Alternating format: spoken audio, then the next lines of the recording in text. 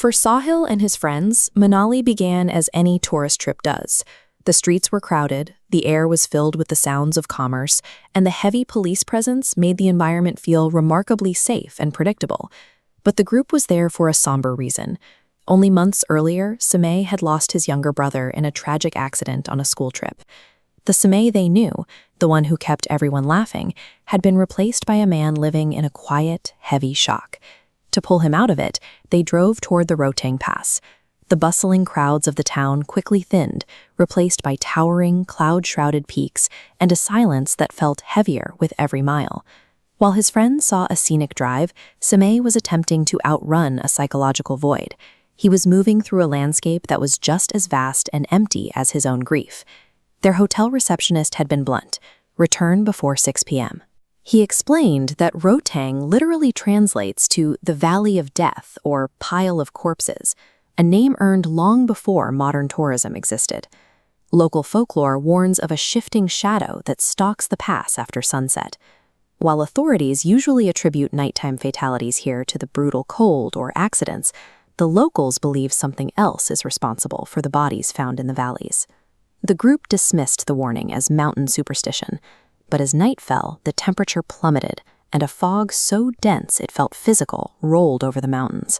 The world beyond their headlights simply vanished into the mist. They were now hundreds of meters above civilization, surrounded by a white wall of fog. The warnings they had laughed at earlier were now the only things left in the silence. Arun kept the car at a crawl, barely hitting 30 kilometers an hour. He knew that just a few inches to his left, a lethal drop-off was waiting in the dark. A milestone emerged from the fog: Manali, 28 kilometers. Sitting on that cold stone was a man wearing nothing but a thin white dhoti, watching them pass in the freezing night.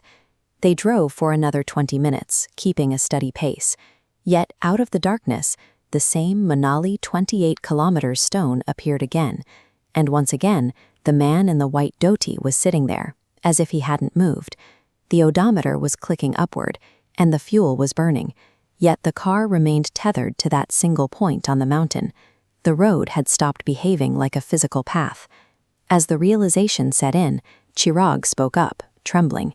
He had seen the milestone too, but he didn't see a man. He saw a little girl with a toy. Arun, meanwhile, insisted he had seen a black horse staring at the car. Each passenger was experiencing a completely private nightmare. They were staring at the exact same coordinate in space, but the fog was projecting 3 entirely different versions of reality into their minds. Samay's reaction was the most disturbing. He had fallen into a deep trance, whispering that someone outside was in pain, that they were obligated to stop and help. Whatever was stalking the car appeared to be cycling through these images, testing each passenger to see who would be the first to break. When the milestone appeared for the 3rd time, it was empty. The man, the girl, and the horse were gone. The entity had finished its search. Arun accelerated to 40 kilometers an hour, but a figure appeared alongside the passenger window. It was a 15-year-old boy, battered and caked in mud, keeping pace comfortably with the moving vehicle without ever breaking into a run. Samay leaned toward the glass, his eyes fixed on the boy. Arun tried to lock the doors, but the car's electronics refused to respond. As if moving in a dream, Samay rolled down the window and waved. The car's physical barrier had been breached.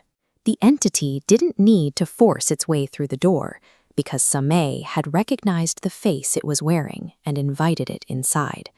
The boy vanished, the loop broke, and the group finally reached Manali at 2 a.m.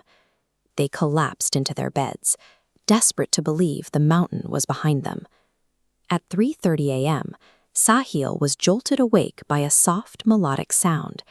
In the bathroom, Samay stood before the mirror, singing a childhood lullaby to his own reflection, in a voice that didn't sound like his own.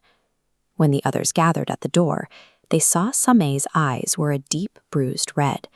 Dark, finger-like marks were blooming across his throat, as if he were being strangled by someone standing directly in front of him. Samay turned to them with a terrifyingly innocent smile. Speaking in a child's voice, he asked, "If I knock on your window tonight, you'll open it for me, won't you?" He fell to the floor in a dead faint. The distance they had driven meant nothing. The presence from the Rotung Pass was now standing in the middle of their room. By morning, they had found a local pundit. During a grueling ritual, Samai violently purged a thick, black, oily liquid that seemed to move on its own as it pooled on the floor. The pundit explained that the entity they encountered was a mimic. It didn't just haunt the road, it searched for a specific resonance. It found Samai's grief over his brother and wore that memory like a mask to bypass his will. Think of the healthy mind as a closed circle. Intense grief creates a jagged, specific opening in that circle. A parasitic entity doesn't break the barrier. It molds itself to fit the exact shape of that trauma and slides right through. These predators don't rely on strength or speed. They rely on the fact that our own unresolved pain acts as an open invitation in the dark.